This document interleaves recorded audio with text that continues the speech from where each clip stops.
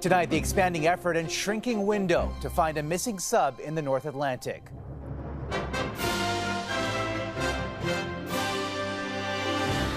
Deciphering the detection of underwater sounds. We need to have hope, right?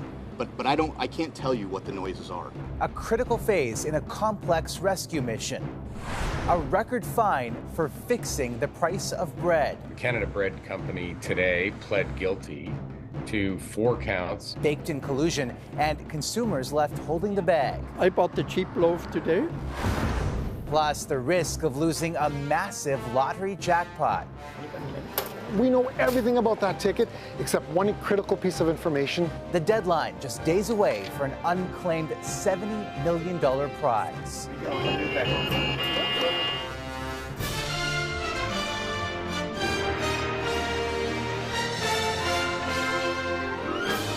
CTV National News with Omar Sachedina.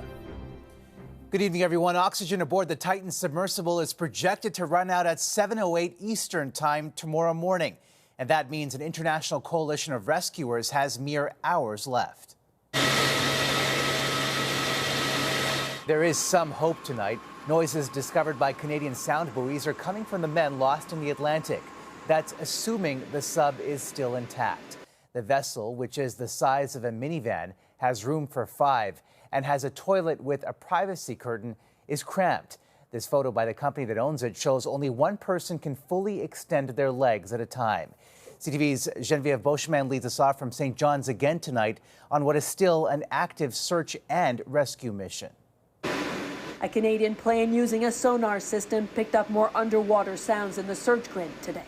Noises rescuers hope are signs of life from the sub, Titan, but data analyzed so far is inconclusive. We need to have hope, right? But I can't tell you what the noises are. But what I can tell you is, and I think this is the most important point, we're searching where the noises are, and that's all we can do at this point. Reports suggest the noise was heard at regular 30-minute intervals. The noises have been described as banging noises, but again, they have to put the whole picture together in context, and they have to eliminate potential man-made sources other than the Titan. Still, this offered faint hope to those who know Paul-Henri Nargelet.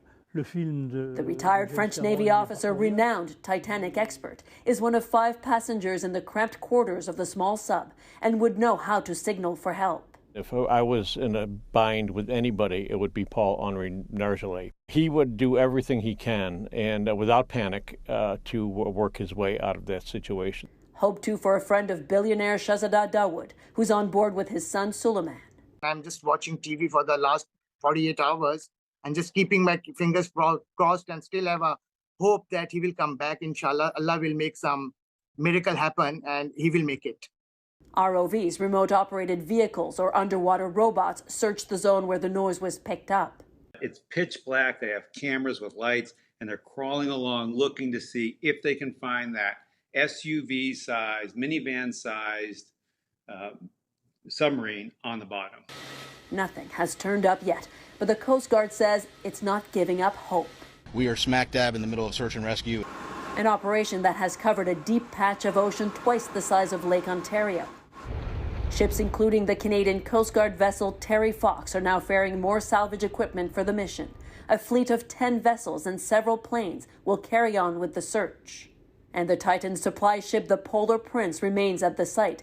Its owners saying the 17 on board followed all protocols after the sub was lost. The Polar Prince captain and crew have been steadfast in providing support during this very difficult time. Those who've been aboard Titan say risks are part of the journey. We're going where humans have rarely gone. So, we're pushing the limits of things. And so, it's not a Disney World ride. But questions have surfaced about the design and testing of the small sub. The New York Times obtained a 2018 letter signed by 36 marine technology experts. It warned about the safety of the vessel. OceanGate has reportedly made changes since, and for now officials say they're laser focused on the search and rescue. But with the breathable air supply set to run out by morning, crews are racing to find the small vessel in the vast ocean and to get the passengers out in time. Omar. A massive effort underway. Geneviève, thank you. The bodies of 2 Canadian Air Force members have been recovered from the Ottawa River. They were on board a Chinook helicopter that crashed during a training mission. For a second day, the military and members of government appear to be at odds about the little information that could be released. CTV's Kevin Gallagher on the deadly incident. The Legion in Petawawa is flying its flag at half-mast as this small military town grieves the loss of 2 Air Force members. All the talk in the restaurant here is about how they are sad about it, as if we are one family. During a night training exercise yesterday, a Chinook helicopter carrying 4 crew members crashed into the Ottawa River. 2 suffered minor injuries and were released from hospital. 2 others were killed. Their bodies recovered last night. So right now we're gathering all the information, part of the formal investigation. It's not clear if the flight recorder on the Chinook helicopter has been recovered. It could help explain what happened. There's going to be a lot of data available, particularly that there were 2 crew members who escaped. For now, the 15 Chinooks at Petawawa won't be flying. There is no formal pause in the operation of the fleet at this time. However, the fleet will take a pause out of respect. The military is not releasing the names of those killed at the request of their families. International Development Minister Harjit Sajjan deleted a tweet today that identified the role of the deceased soldiers. My condolences. Adding to yesterday's communications confusion after the Prime Minister confirmed they were killed before the military did. That we take this opportunity to think about the families and share our thoughts and our prayers with them and not focus on creating any more controversy. The military is conducting an environmental containment and cleanup of the site. Still, there's no timeline for the investigation into this tragedy. Omar? All right, Kevin, thank you. The death toll in last week's heartbreaking crash in Manitoba has risen. A woman who was among the injured has died in hospital. It saddens us just a little bit more, and that heavy-weighted blanket of despair and sadness is just a little bit heavier today. 16 people have now died from the collision between a transport truck and a bus carrying seniors on a trip to a casino. 9 people remain in hospital, including the bus driver, with 4 still in critical condition.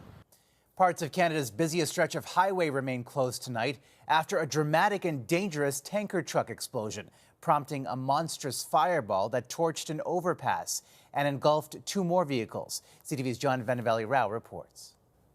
The images were dramatic, a massive fireball lighting up the night sky and rising ominously over a major highway as a fully loaded twin fuel tanker burst into flames. Reports of a massive fire, explosions happening, a mushroom cloud being reported from the fire.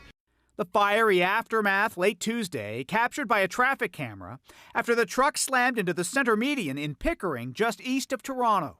Sending the 2 tanks it was hauling into the opposite lanes, they ruptured, spraying fuel across the highway and into a second transport truck and a passenger car, caught up in the terrifying inferno.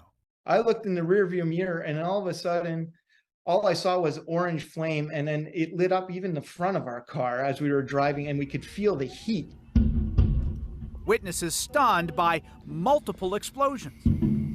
As the fuel from the fuel tanker truck was leaking and burning, it was actually going down into the catch basins, which also caused explosions into the sewer system, which caused the manhole covers as well to rupture and fly into the air. The drivers of both trucks were killed, but the passengers in the car miraculously escaped without injury. Police said the fuel truck was hauling more than 50,000 liters of highly flammable liquid. God, it's still going off. Which also damaged an overpass. I heard a huge explosion. After that, there was another explosion that occurred. A huge lineup of commuters were forced to detour this morning around the closed stretch of Highway 401. As for why the driver of the fuel truck appears to have lost control, that's still unclear. Oh my God. And determining that may be particularly difficult because much of the truck was completely destroyed. John Vanavelli-Rao, CTV News, Toronto. And harrowing stories of survival after another massive fire at an Ontario subdivision that was being built. Holy! Gregory Miller, a construction worker, shot this video seconds after he escaped. He was on the main floor of one of the buildings when he spotted the fire. I never experienced anything like this. In all, 10 homes were scorched in the new development. The cause is under investigation. Crews in British Columbia fighting the province's largest ever wildfires say it may be easier to contain the flames by allowing parts of the fire to keep burning. The new strategy means BC's wildfire service will focus on saving homes and infrastructure instead of trying to extinguish all the flames. We're not expecting any rain, high temperature, low humidity. Communities in Quebec are facing voluntary evacuations, some just days after returning home, as the province expects around 40 wildfires currently contained to burn out of control again. A major company has been slapped with the highest price-fixing fine ever in Canada, $50 million, for inflating the price of bread while Canadians struggle with the cost of basics. CTV's Melanie Nagy on the historic penalty. The cost of a Canadian staple was cooked by one of the country's bakery giants. Canada Bread pled guilty today to a criminal scheme that pushed up prices for consumers, and for that, they were hit with a multi-million-dollar fine. This is an important step, an important milestone. Matthew Boswell is Canada's Commissioner of Competition. Back in 2017, his bureau launched an investigation into Canada Bread and other companies in connection with alleged price fixing. We've executed multiple search warrants over multiple years at different corporate offices located throughout Canada. That investigation led to an Ontario court where Canada Bread, which produces brands like Dempster, admitted to an arrangement with its competitor Weston Foods to increase the cost of bread. For the bread industry, it's quite concerning, especially right now. I mean, a lot of Canadians are impacted by food inflation. The scandal has also shaken consumer confidence. At a local Vancouver grocery store, I bought the cheap loaf today. Marcel Rustaller isn't surprised to hear companies colluding on cost. Sure went up quickly. It's pricey. It's light rye. Also not shocked is Diane Giroux, and she'd like to see prices drop. $4.29 for a loaf of bread. Some of it's a bit much. As for Canada Bread, it publicly addressed the issue on its website, saying the price increases took place when the company was owned by Maple Leaf Foods and it's considering all legal options. Maple Leaf Foods hit back in a written statement saying it's not aware of any wrongdoing and will defend itself vigorously. As for other bread producers, the Competition Bureau's investigation is ongoing. Melanie Nagy, CTV News, Vancouver. And tech giant Amazon is being sued by the U.S. Federal Trade Commission for allegedly getting consumers to sign up for a Prime subscription without their consent. The commission claims Amazon used, quote, manipulative, coercive, or deceptive user interface designs known as dark patterns to trick consumers into enrolling in automatically renewing Prime subscriptions. The company is also accused of making it difficult for customers to cancel. Amazon says the allegations are false. Prime has over 200 million members around the globe. Today, on the summer solstice, a day that holds spiritual significance for many Indigenous communities, there were moments of reflection coast to coast. On the shores of the St. Lawrence in Montreal, Mohawk traditional song and dance played out. Toronto hosted a sunrise ceremony, and drum beats echoed through St. John, New Brunswick. For the King's representative in Canada, the journey to reconciliation is deeply personal. CTV's Judy Trin spoke to Her Excellency about that path. I think I'm going to stay here all day. Canada's first Indigenous Governor-General sewed her own clothes as a teenager. Now she's using her crochet skills to amplify a national mission. We must never forget the trauma and the pain that has been experienced by Indigenous people throughout the colonization process. Knotting together red yarn with a Métis artist to symbolize the path to reconciliation. Each country is a weaving of communities. That's what they mean to me. And when you take some of those strings out by excluding them or whatever the case may be, you lose the integrity of that weaving. This project was inspired by survivors of residential schools. After thousands told their stories to the Truth and Reconciliation Commission, it drafted 94 calls to action. 8 years later, only 13 are complete. In a conversation with CTV News, Mary Simon urges patience. People felt it was a project, but it's not that. It's a lifelong commitment to work together to rebuild. There is much to repair. This year's wildfires revealed the stark inequalities many First Nations still face. There is a need to build better infrastructure for our communities in remote regions, for day-to-day living, running water, services for health, education. Reconciliation also involves marking progress. On this National Indigenous Peoples Day, more than 30 leaders who uplifted their communities were recognized, including these Blackfoot elders from Alberta who helped a country understand their culture. I don't think we can ever retire because we have to repair the damage that we've done, especially through residential school, to Indigenous knowledge. The commitment of a new generation was also celebrated. I think we're just starting to open the door, and we're at a time now where people are willing to listen and willing to engage. We're going to keep pushing, we're going to keep fighting, we're going to keep trying to make things better for not just Indigenous folks, but for all Canadians.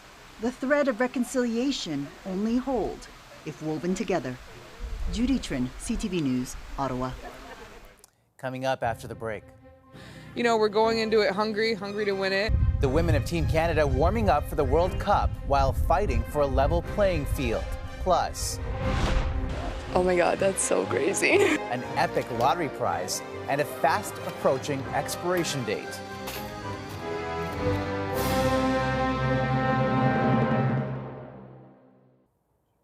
Canada's women's soccer team is trying to put a bitter dispute with the sport's national governing body behind as it prepares for the World Cup.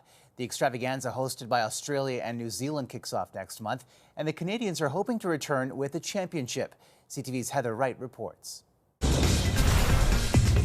29 days until the Women's World Cup kicks off down under, and for the reigning Olympic champions, expectations are high. We know it in ourselves that we can achieve that, and we just have to go out and do it. Several members of Canada's women's national team took to the pitch in Toronto today, gearing up for what they hope will be a deep World Cup run. We're going into it hungry to win it. It's not a negative pressure, it's all positive. Pressure, just means that it's worth it and it's what you're striving towards. While the team tries to focus on the field, there have been plenty of distractions, namely the ongoing labor dispute with Canada Soccer. This team comes back to standing for what we believe in and being able to work together to fight for what's right. The women have been without a labor deal since the last one expired at the end of 2021. They've reached an agreement in principle with Canada Soccer on compensation for 2022, but other issues still need to be resolved, something they are hoping happens before they leave for training camp. It's been a very public fight, but it's brought the team together. Because of all this, it's made us stronger. It's brought us together because, at the end of the day, the only people you can really trust and count on are your teammates, are the people who are fighting for the same thing beside you day in and day out. Canada heads to Australia and New Zealand ranked 7th in the world, and while the roster won't be announced until July 9th, it will be a mix of young players and veterans like Christine Sinclair, trying to add a World Cup to an already full trophy case. We have the experience, we have the knowledge of veterans, but we also have the flair and all the good things that come with younger players as well. So now putting that together to go and win a World Cup. The players leave Monday for Australia's Gold Coast. They'll have just over 3 weeks to train together before their first match against Nigeria, July 20th. Heather Wright, CTV News, Toronto. Still ahead, mass casualties from a powerful explosion in central Paris.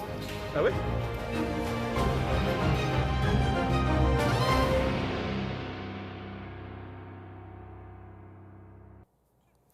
A powerful gas explosion ripped through the heart of Paris today, injuring nearly 40 people. Some are in critical condition. The blast destroyed the facade of a building which houses a popular design school. 2 people are feared trapped in the rubble. Beijing lashed out at Joe Biden today after the U.S. president described Chinese leader Xi Jinping as a dictator. China's foreign ministry called it absurd and an open political provocation. Biden made the remark yesterday when he spoke about Xi being upset when the U.S. shot down the spy balloon. Joe Biden will host India's prime minister at a state dinner at the White House tomorrow. Today, Narendra Modi was in New York, where he had what you could call a flexible schedule. Modi was on the lawn of the United Nations with about 1,000 others to mark World Yoga Day. The gathering set a Guinness World Record for having people from 135 different nationalities at the same yoga lesson. After the break, searching for Canada's next multimillionaire. I still think that there is a chance that someone's going to come forward and beat the odds. But time is running out.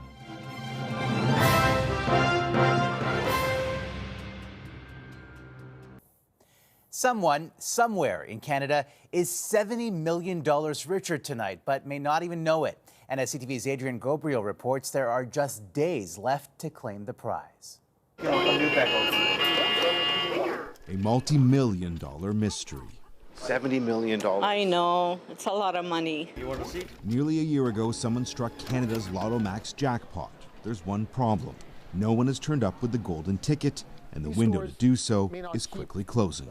1 week from today, a $70 million Lotto Max ticket from the June 28th, 2022 draw will expire. There's been other large prizes go unclaimed. $15 million once in BC, $5 million in Northern Ontario, though this jackpot is at a whole other level. This will set a new Canadian lottery history record. I really don't want that record to happen. Oh my God, that's so crazy.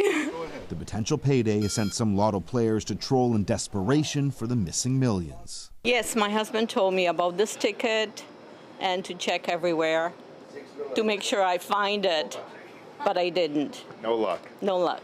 The winning Lotto Max numbers were picked and purchased in Toronto. The Ontario Lottery and Gaming Corporation knows the exact location, but few other details. The last time there was any activity on the ticket was when it was purchased. People who think they may have lost the winning ticket can contact the OLG to answer a series of security questions, including where they bought the ticket. So far, 1,500 people have tried and failed. Potentially someone could have thrown away that ticket, and you never know. OLG spokesperson Tony Batanti has handed over $3 billion in winnings to Canadians. He now hopes to add to that total. And I live in a world of odds, randomness, and chance. So I still think that there is a chance that someone's going to come forward and beat the odds. If claimed, it would tie the single largest Lotto win in Canadian history. Adrian Gabriel, CTV News, Toronto. We will all be checking under our seat cushions tonight. That's a snapshot of this Wednesday, the first day of summer. For all of us at CTV National News, thank you for watching and see you tomorrow.